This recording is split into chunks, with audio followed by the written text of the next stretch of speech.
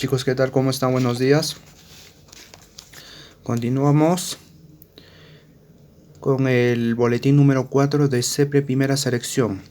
El tema de esta semana, razones trigonométricas de ángulos agudos de cualquier magnitud. De ángulos de cualquier magnitud 1. Tenemos en este gráfico, jóvenes, este va a ser mi lado final y siempre el eje X será mi lado inicial. Lado final, lado inicial. O posición inicial del ángulo, posición final del ángulo.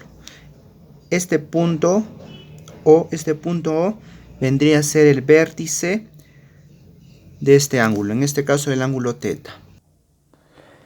El ángulo teta, jóvenes, este ángulo teta puede caer en cualquiera de los 4 cuadrantes, ya sea en el primer cuadrante, en el segundo cuadrante, tercer cuadrante o cuarto cuadrante. Puede caer en cualquiera de los 4 cuadrantes. En este caso el ángulo está cayendo en el segundo cuadrante. ¿De acuerdo? Lo que hay que tener en cuenta para este tipo de ejercicios en este tema, chicos, es un punto coordenado del lado final de ese ángulo o de la posición final de ese ángulo. Esta vendría a ser mi posición final. ¿Estamos de acuerdo?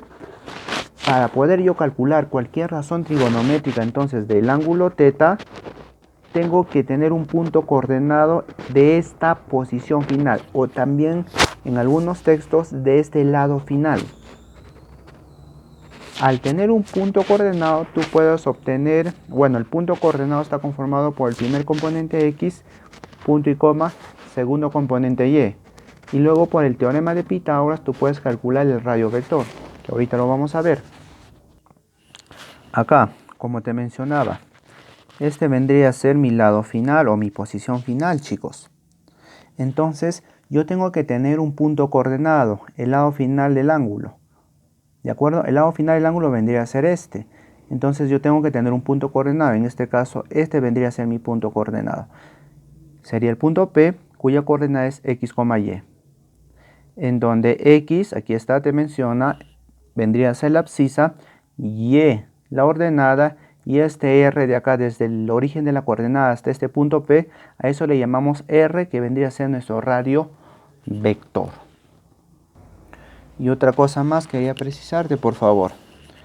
El ángulo en posición normal. A esto se le llama ángulo en posición normal. A este ángulo teta, ángulo en posición normal. ¿Por qué ángulo en posición normal? ¿O cuál es la característica principal para que este ángulo pueda ser un ángulo justamente en posición normal? O también abreviado P.N. Posición normal en algunos textos. Para que un ángulo se llame así, posición normal, su lado inicial siempre tiene que ser el eje positivo X. El eje positivo X. Siempre tendrá que ser el eje positivo X. Siempre. El lado final, el lado inicial o la posición inicial siempre tendrá que ser el eje positivo X. Siempre, chicos. Y luego el lado final puede terminar en el primer cuadrante, acá puede ser, o en el segundo cuadrante, como es el caso de este ejemplo, o tercer cuadrante o cuarto cuadrante. Pero tiene que iniciar en el eje X positivo. Si no inicia en el eje X positivo, entonces a eso no le podemos llamar ángulo en posición normal, ¿ya? O ángulo también conocido como ángulo canónico. Entonces hay que tener en cuenta ese pequeño detalle. Mejor dicho, ese dantesco detalle. No se te ocurra que el ángulo estuviera acá, por ejemplo, chicos, el ángulo fuera acá, alfa, por ejemplo, así. Y no se te vaya a ocurrir calcular alguna razón trigonométrica de alfa. No se puede. No se puede. ¿Por qué no se puede? Tú mismo lo sabes. Porque alfa no está en posición normal. Alfa está iniciando en el eje Y positivo. En el eje Y positivo. Y un ángulo en posición normal no inicia en el eje Y positivo, inicia en el eje X positivo. así como está el ángulo teta. Acá inicia, acá, ahí en ese eje inicia. Siempre tiene que iniciar en ese eje. Si tu ángulo inicia en ese eje y finaliza donde quiera, a ese ángulo se le llama posición normal y se le puede calcular cualquiera de las 6 razones trigonométricas. ¿De acuerdo? Por favor, eso que quede muy claro, ¿ah? Y no te olvides, como te mencionaba, la fórmula, no te olvides la fórmula de Pitágoras. Esta es la fórmula de Pitágoras, chicos. ¿Qué dice Pitágoras? Hipotenusa al cuadrado es igual a cateto al cuadrado más el otro cateto al cuadrado. Eso dice Pitágoras, pero en geometría analítica en realidad es lo mismo. En lugar de hipotenusa ponemos r. R al cuadrado es igual a cateto al cuadrado más el otro cateto al cuadrado. En este caso, tanto los dos catetos me van a representar un cateto x y el otro cateto y. Sería x al cuadrado más y al cuadrado. ¿De acuerdo? Algún momento también recuerdo que te mencioné que x viene a ser la primera componente. Que x, donde viene a ser la primera componente, esta x vendría a ser mi cateto adyacente. Para que lo relaciones con el cálculo de las razones trigonométricas en un triángulo rectángulo. X, cateto adyacente. Y Y, profesor, Y, tú sabes que vendría a ser Y, el cateto opuesto. Obviamente R vendría a ser la hipotenusa. ¿De acuerdo? Entonces, teniendo en cuenta estos datos, acá se aplica el teorema de Pitágoras. R al cuadrado es igual a x al cuadrado más y al cuadrado, por si te faltara algún dato. Y va a depender de en qué cuadrante se encuentre el ángulo para determinar el signo. ¿A qué te refieres con eso, profesor? El caso del radio vector, a este se le llama radio vector, ya te dije. El radio vector siempre será positivo. Siempre será positivo. Un ejemplo para que me entiendas mejor esta parte. Si yo te pregunto la raíz cuadrada de 64, seguramente tú me vas a decir, profe, la raíz cuadrada de 64 es 8. Pero yo te voy a decir, no es así del todo. No es así del todo. Esa respuesta no está completa del todo. Porque la raíz cuadrada de 64 en realidad, jóvenes, como ustedes seguramente ya lo saben, es más 8 y menos 8. Te arroja dos resultados. La raíz cuadrada de 64 te arroja dos resultados, más 8 y menos 8. ¿De acuerdo? Pero profesor, me mencionaste que el radio vector siempre deberá de ser positivo. Bueno, a ese ejemplo entonces el radio sería igual a más 8. El radio vector siempre tendrá que ser positivo. Siempre. La raíz cuadrada de 100, si ese fuera el radio vector. Si fuera este de acá, la raíz cuadrada de 100 tendría que ser 10 para que el radio vector sea positivo. Pero en el caso de X y en el caso de Y, la determinación de su signo va a depender de en qué cuadrante esté el ángulo. Porque si está en el primer cuadrante, supongamos que teta no está en el segundo, sino en el primer cuadrante. Supongamos que está en el primer cuadrante. En el primer cuadrante tú sabes que tanto X como Y son positivos. Eso ya les expliqué en geometría analítica, chicos, en el boletín anterior. Ahí son positivos, en el primer cuadrante, tanto X como Y. En el segundo cuadrante, ahí analizarás y te darás cuenta que X es negativo y Y es positivo. En este segundo cuadrante, X es negativo y Y es positivo. ¿Te das cuenta? Varían los signos. O sea, va a depender de qué cuadrante se encuentra el ángulo para que tú determines si, por ejemplo, la raíz cuadrada de 25 deba de ser más 5 o deba de ser menos 5. O sea, va a depender del cuadrante. Aquí en el tercer cuadrante, X es negativo y Y también es negativo. Ambos son negativos, ambos componentes. En este cuarto cuadrante, X es positivo, pero como está yendo para abajo, Y es negativo.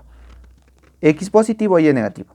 X y Y positivo, X negativo, Y positivo, X negativo, Y negativo, X positivo, Y negativo. ¿Te das cuenta? Dependiendo del cuadrante en el que se encuentre el ángulo, tú determinas la raíz cuadrada de un determinado número, ya sea esta que deba de ser negativa o positiva. ¿Ya? Eso por favor a tener muy en cuenta. Eso de hecho ya tú lo sabes porque ya abarcamos esa parte de la geometría analítica. plano cartesiano. Nos vamos a las razones trigonométricas y ahí, como podrás observar, tenemos al seno, coseno, tangente, cotangente, secante, cosecante, ¿de acuerdo?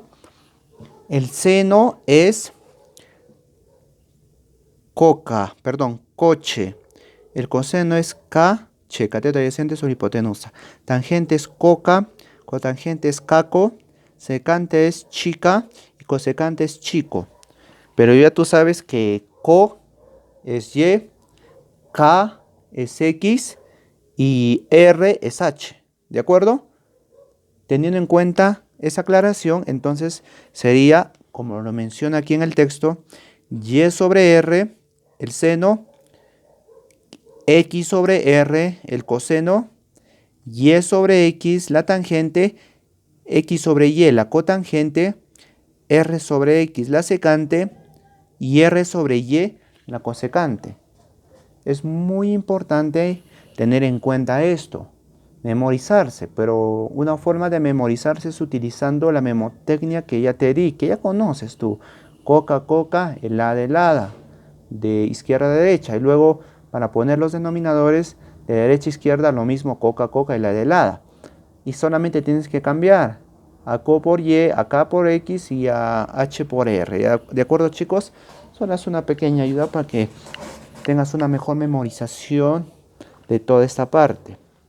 Aparte que cuando tú des tu examen de admisión, ya sea de primera selección o examen de admisión ordinario para la UNSP o para cualquier otra universidad, tú no vas a llevar tus apuntes. Tú no vas a llevar tus apuntes. Tú no vas a estar ahí cuando des tu examen bimestral, mensual, como estamos en este contexto de la pandemia. No vas a estar agarrando tu libro, tu cuaderno. O sea, ahí no vas a tener oportunidad de que puedas ayudarte con esos apuntes, con esos formularios, jóvenes. Entonces tú ya tienes que de antemano, desde ahora, prepararte y buscarte una manera, en este caso alguna memotecnia, para ir memorizando esas fórmulas. Por favor, te suplico que tengas en cuenta desde ya lo que te estoy diciendo, porque tú te estás preparando más que para probar el año,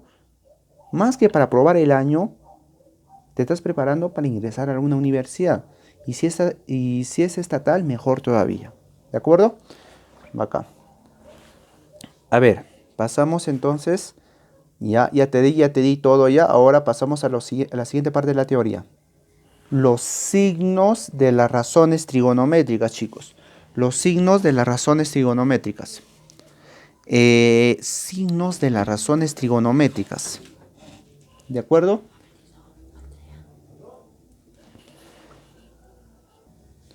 Los signos, chicos, va a depender del cuadrante en el que se encuentre el ángulo. Va a depender del cuadrante en el que se encuentre el ángulo. Estos son los signos. Bueno, este es el cuadrito, pues, chicos. Primer cuadrante, segundo cuadrante, tercer cuadrante y cuarto cuadrante. En el primer cuadrante, tú sabes, todas son positivas. En el segundo cuadrante son solamente seno y cosecante. Ahí está, ¿ves? Seno y cosecante son positivas. Las demás son negativas. Segundo cuadrante. Tercer cuadrante solo son positivas la tangente y la cotangente. Las demás son negativas. En el cuarto cuadrante solo son positivos coseno y secante. Solo son positivos ellos dos.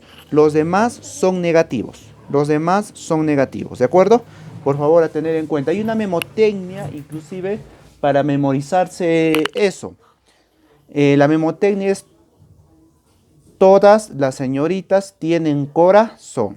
Todas, acaba T, todas las señoritas tienen corazón.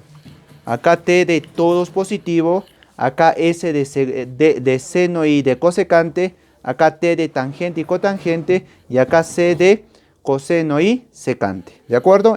Puedes utilizar también esa memotecnia si quieres, ¿ah? Por mí no hay problema, ¿ya?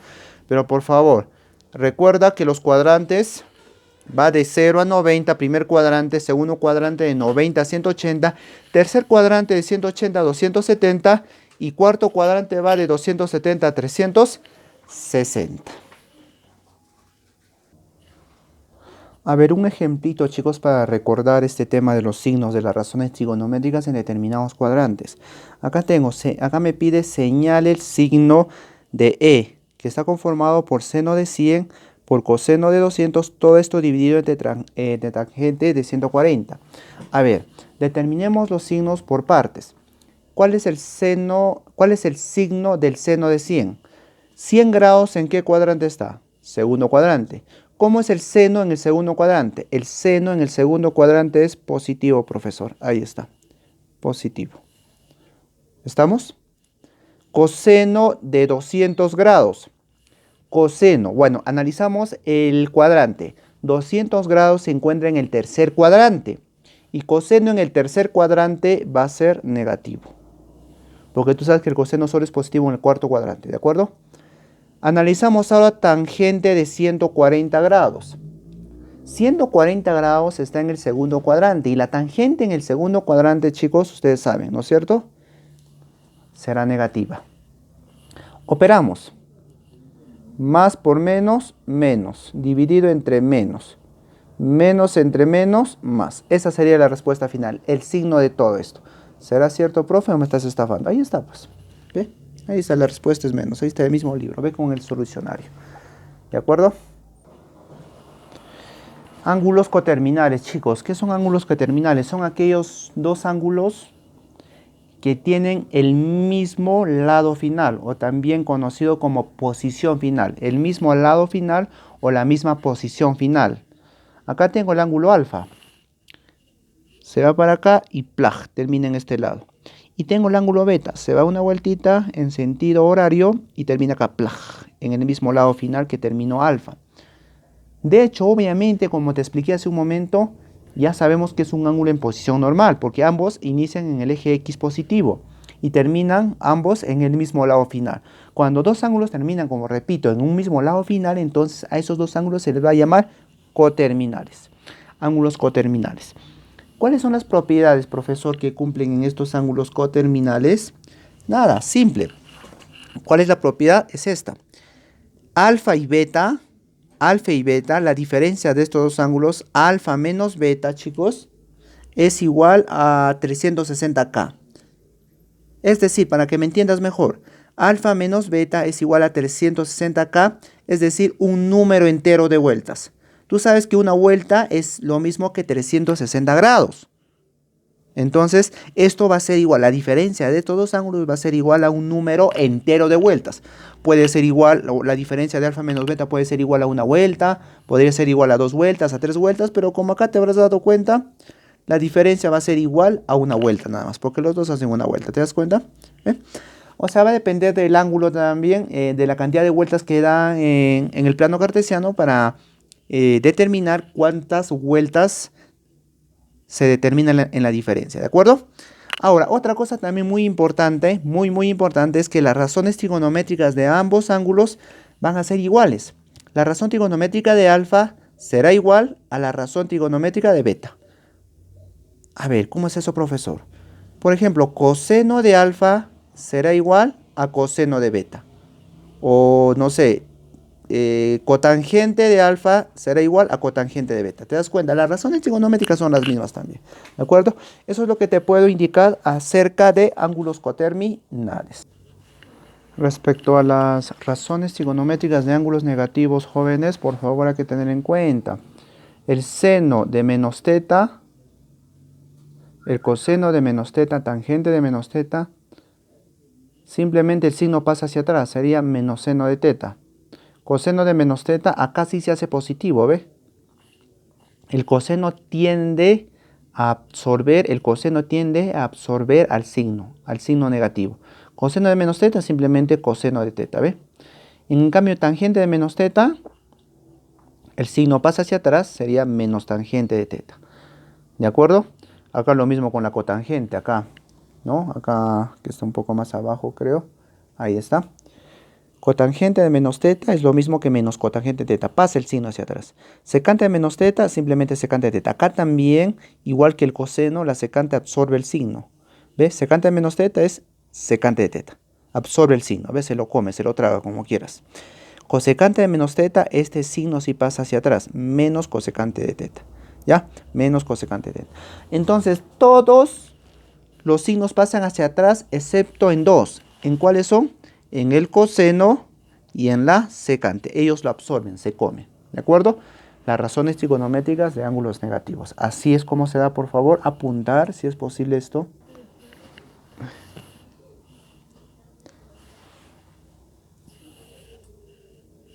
A ver, chicos, en las razones trigonométricas de ángulos cuadrantales, tú sabes que hay una memotecnia para ello. Hay una memotecnia, ¿no es cierto? ¿Recuerdas? Acá. ¿Recuerdas que este era, bueno, acá empezábamos con 0, 90, 180, 270 y otra vez 360. Repito, 0, 90, 180, 270 y 360. Y había memotecnias que te di. Para el eje Y, tanto para arriba como para abajo, la memotecnia era I, O, noni. Acá también I, O, noni. Y para la derecha y para la izquierda es oyonin. Oyonin. Oyonin. ¿De acuerdo? Recuerda que los unos para arriba es positivo, los unos para abajo es negativo. Te estoy recordando nomás esto porque tú ya lo sabes. Lo mismo acá, para la derecha los unos son positivos, para la izquierda los unos son negativos. Ahí está. ¿De acuerdo? Entonces tú ya puedes calcular las diferentes razones trigonométricas. Recuerda que va hacia seno, coseno, tangente, cotangente, secante, cosecante. Lo mismo acá. Seno, coseno, tangente, cotangente, secante, cosecante. ¿De acuerdo? El mismo orden para este y el mismo orden para este. Recuerda que acá va 0, 90, 180, 270 y 360 grados. Puedes utilizar esta memotecnia o simple y llanamente memorizarte este cuadrito que tengo acá. Ahí está, ¿ve? Ahí tienes las razones trigonométricas de todos esos ángulos. Desde el seno hasta la cosecante. Ahí tienes a 0, que es lo mismo que 360, o en radianes 2pi. Tienes a 90 grados o en radianes pi medios. Tienes a 180 grados o en radianes pi radianes. A 270 grados o en radianes 3 pi medios. Y ahí tienes, ¿ve? Todas las razones trigonométricas. Puedes hacer con la técnica, con la memotecnia que te enseñé, Iononi o Ionin, o simplemente con esto. También esto tiene algunas memotecnias, tengo entendido, ¿no? Hay memotecnias, la verdad no te voy a mentir, no recuerdo, pero hay alguna memotecnia que por ahí me enseñó, ¿no? Creo que es este, ¿no? Mira, ve. A ver, o, yo, nin, y ononi. Oyonin y ononi. Ahí está, ¿ve? Oyonin y ononi. Oyonin y ononi. Ahí está. También puedes utilizar esto, ¿ve? Ya tú sabes que oyonin es para 0, 360 y 180. Y ononi es para 90 y para 270 grados, ¿ya? A ver, eso respecto a las razones trigonométricas de ángulos cuadrantales. Recuerda que un ángulo cuadrantal es aquel ángulo que coincide con un eje cartesiano. ¿De acuerdo? Ese es un ángulo cuadrantal, por favor.